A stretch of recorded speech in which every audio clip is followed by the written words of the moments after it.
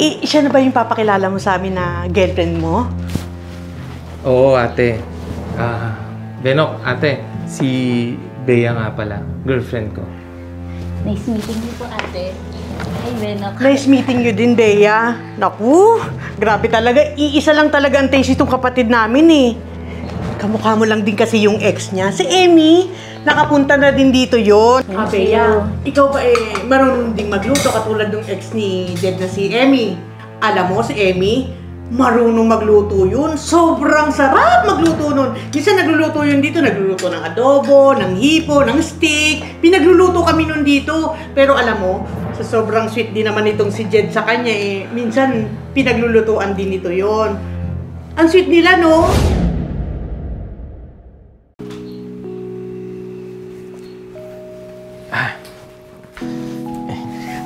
Babe! Babe, nasaan na ba yung mga kapatid mo? Lumabas lang daw eh. May binili lang. Babe, excited ka na ba? Excited ka na bang makilala yung family ko? Ako kasi, excited na eh. Excited nang makilala nila yung babaeng pinakamamahal ko at ang babaeng pakakasalan ko. Excited na ako, babe. Ilang months na rin kasi simula nung sinagot kita eh. Tapos ngayon lang nagka-time para makapunta ako dito. Sana, babe, magustuhan nila ako para sa'yo. Tulad nung parents ko, nagustuhan ka din nila. Babe, wala kang dapat ipag-alala. Magugustuhan ka nila. At mamahalin ka rin nila tulad ng pagmamahal ko sa'yo. Ituturing ka nilang pamilya. Promise yan. Sana nga, babe. Saka matutuwa yun si ate. Oh, Jed! Nandito na pala kayo? Naku, pasensya ka na. Medyo natagalan kami sa pagbili ng pagkain. Wala kasing luto na, kaya yun, inintay-tay pa namin na maluto na. Ate, okay lang yun. Siya na ba yung papakilala mo sa amin na girlfriend mo? Oo, ate. Benok, ate. Si Bea nga pala. Girlfriend ko. Nice meeting you po, ate. Hi, Benok. Nice meeting you din, Bea. Naku, grabe talaga. Iisa lang talaga ang taste itong kapatid namin eh. Kamukha mo lang din kasi yung ex niya. Si Emmy, nakapunta na din dito yon. Dinala din kasi ni Jed. Ate, kain na muna tayo. Mamaya na yung kwentuhan. Mukhang masarap tong binigyan niya. Sige, tara, kain na tayo. Okay. Tara na.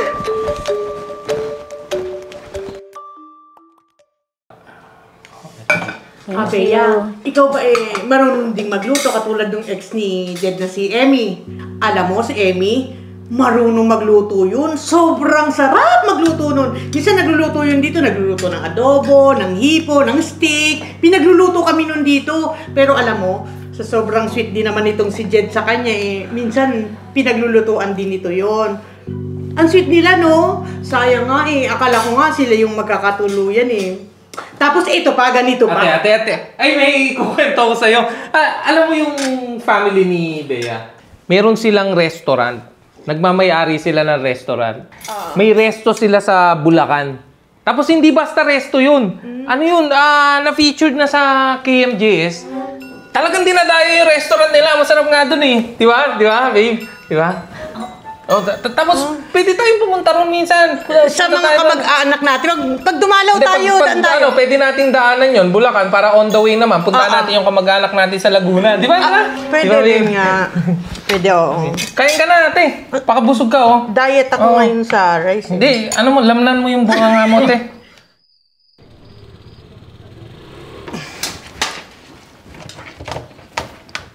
Ay, Bea!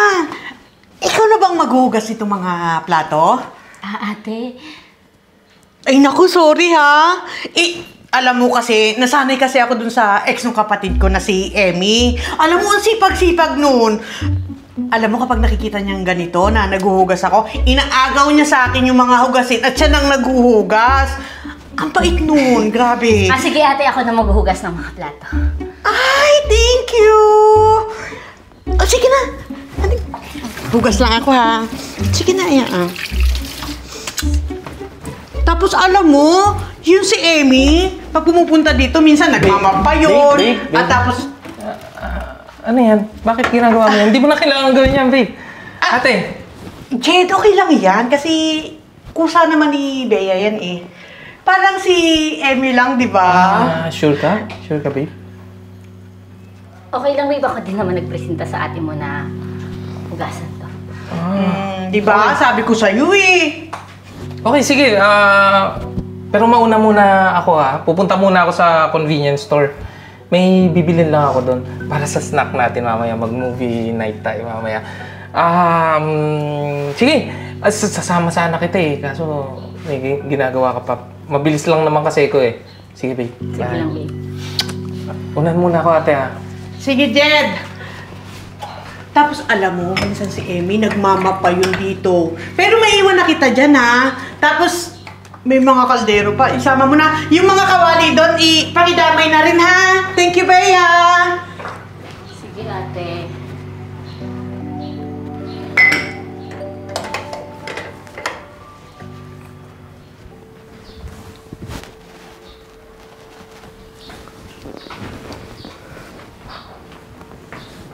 Kape. Ate, grabe ka naman dun sa girlfriend ni Kuya. Bakit? Anong ginawa ko? Ate naman, grabe kaya yung ginawa mo sa girlfriend ni Kuya kanina. Panay ang bagit mo dun sa ex ni Kuya syempre ate, ma-awkwardan yun. Saka, nakakainis kaya yun, te. Yung maririnig mo na kinikwento mo yung ex ng jowa mo sa'yo. Ate, baka magselos pa yan. At pag-awayan pa yan nila Kuya. Yaan mo siya. Bakit ba? Gusto ko lang namang ikwento yung tungkol sa ex ni Jed Saka bakit naman siya magsiselos? Di ba nga jowa na niya si Jed? Diyos ko, apaka-arte naman kung ganun. Nakwento lang magsiselos na. Parang tanga lang kung ganon. Ate, babae ka din. Kaya nga dapat alam mo yung nararamdaman niya Diyos ko, bawal nang maarte ngayong 2025. Kaya tigilan niya ako dyan, no?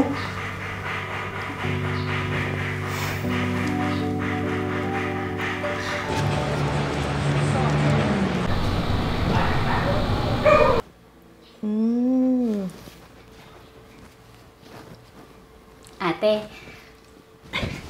Tapos ka na, be? opo, tapos ko na pong hugasan yung mga plato. Very good. Alam mo, dahil dyan, mukhang pwede na kayong magpakasal ni Jed, no? Ate, masyado naman po atang maaga. Anong maaga?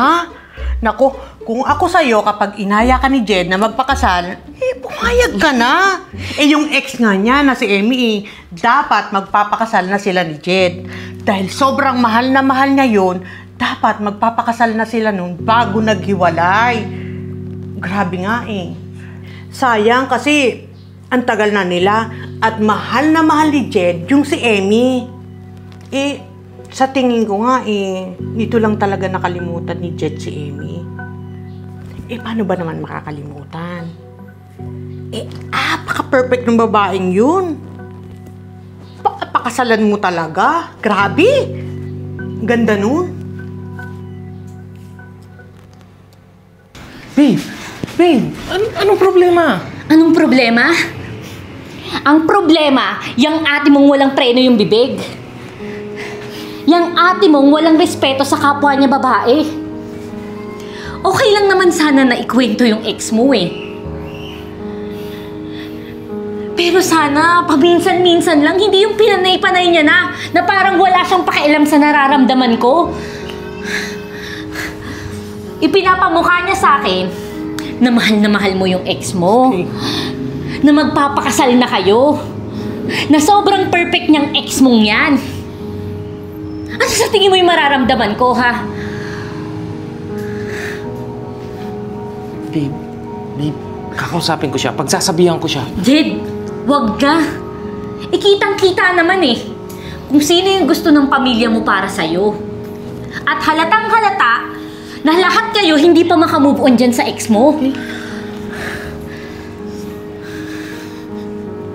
Babe, hindi ganun yun. Ganun yun, Jed. Buong bahay nyo nga eh. Yung ambience ng buong bahay nyo, walang laman kundi yung ex mo. Kung ganun lang kalimutan mo na lang na naging tayo. Babe. Itigil na natin to. Maghiwalay na tayo. Pero babe, huwag naman. Babe. I'm sorry. Kalimutan mo na lang ako. Babe.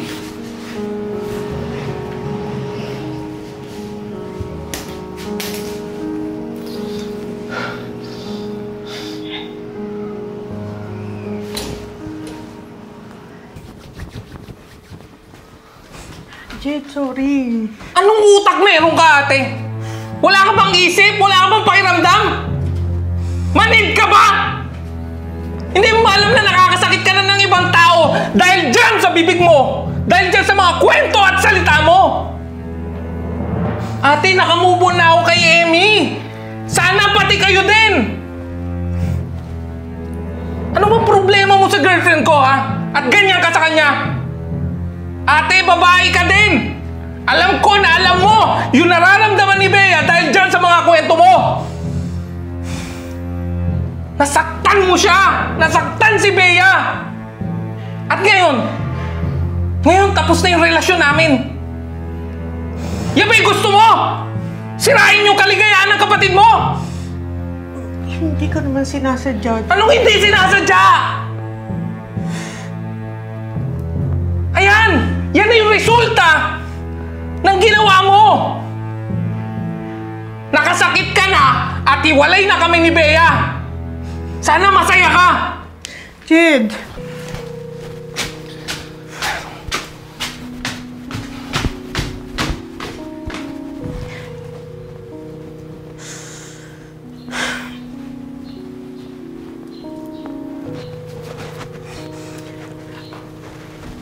Mali ba ako? Gusto ko lang namang magkwento eh. Ewan ko sa'yo, ate.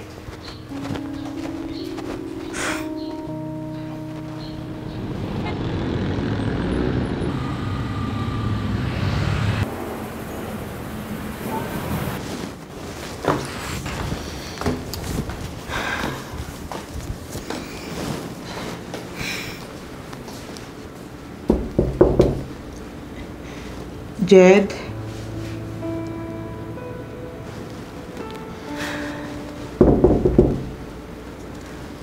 Jed?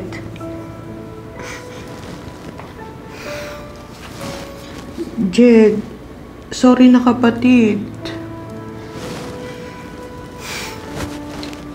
Sorry kasi sa pagiging madaldal ko at walang preno ang bibig. Sorry, hindi ko na inisip yung mararamdaman ng girlfriend mo. Jed, kausapin mo naman ako. Ayusin na natin to.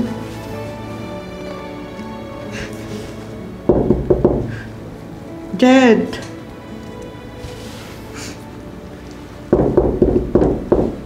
Ate. Jed.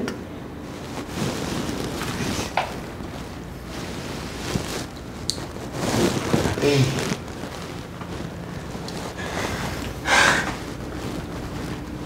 Ate, hayaan mo muna si kuya. Yung nga naman, ate, nasaktan pa yun sa mga nangyari. Ate, saka dapat ako na mong iyan ng sorry eh. Yung taong nasaktan mo na lubos. At yun eh si Ate Bea.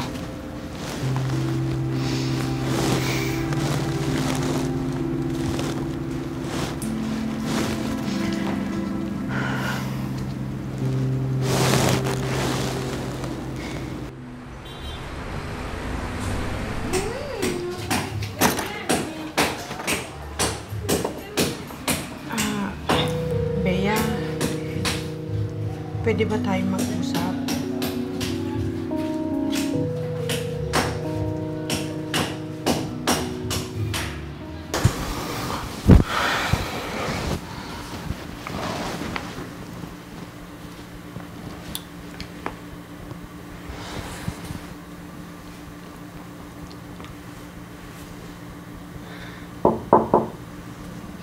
Kuya, pwede ba tayo mag-usap?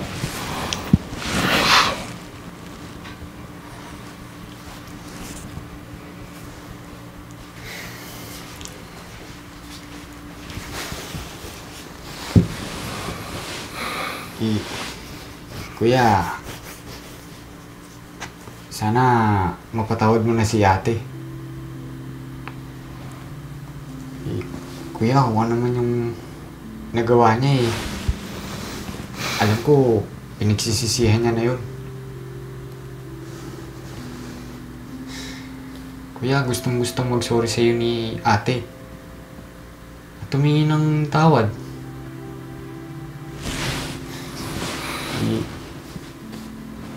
Kuya, at the end, magkakapatid pa din tayo. Na kailangan nagkakaunawaan.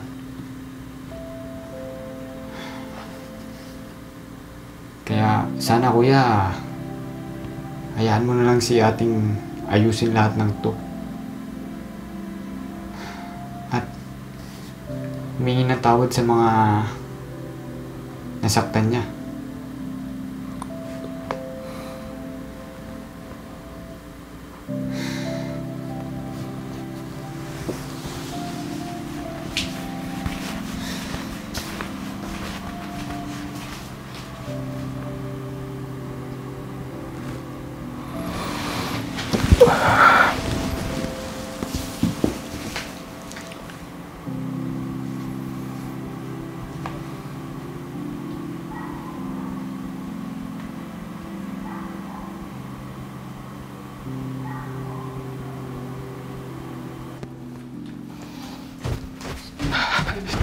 Ano po? Bea? Jed, nagkausap na kami ng ate mo at humingi na siya ng tawad sa akin. Alam niyang mali yung nagawa niya. At nakita ko naman at naramdaman yung sincerity sa paghingi niya ng tawad. Kaya kung ano man yung nangyari last time, kalimutan na natin. Mag-move on na tayo.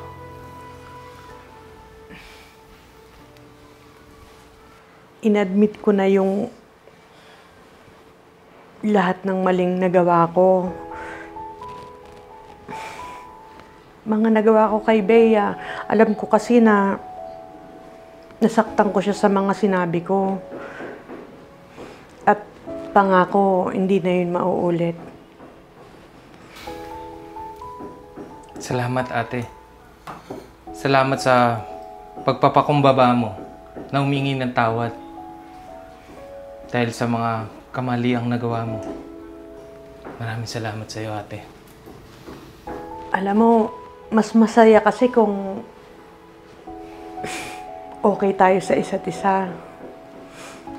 Mas masaya kung hanggang dulo, kayo pa rin itong si Bea. Masaya ako para sa inyong dalawa, kapatid. At masaya rin ako na natagpuan mo na yung tamang tao para sa'yo. Deserve mo si Bea. Kasi napakabuti ng puso niya. Ate, maraming salamat ah. Maraming salamat sa iyo.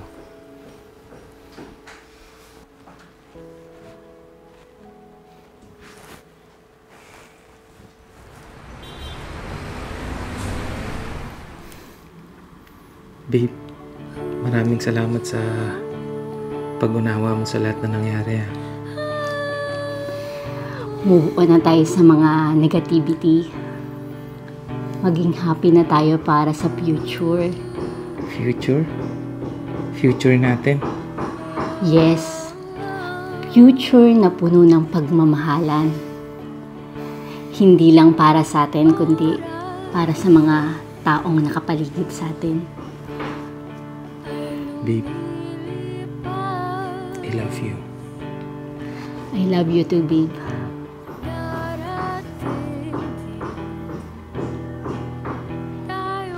Kasala na ba susunod? You know? Ending to eh. Pause tayo.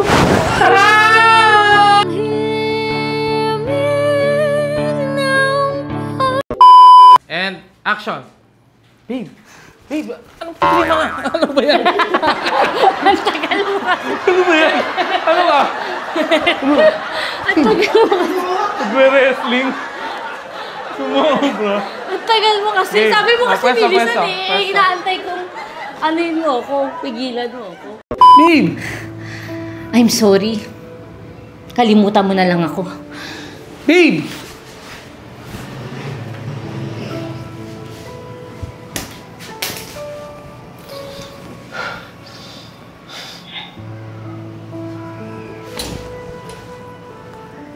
Di pa kita nakikiss! Sa lips! Kulang ako. Hiwalay na tayo. Pero babe, huwag naman. Pag-usapan natin to, babe. I'm sorry, Jed. Kalimutan mo na ako. Babe!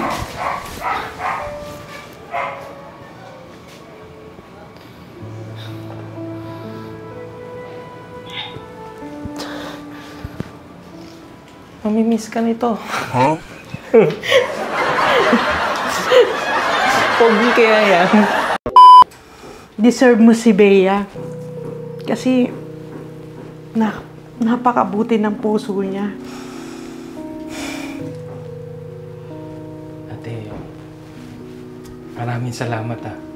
Maraming salamat sa'yo. Hold up. Wait a minute. Alam mo yung mga sinasabi ko, tawang-tawa ako. Ikaw ba yan? Isa pa!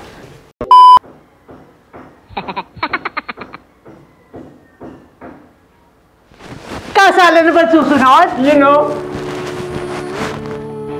Ending to eh. Pause tayo.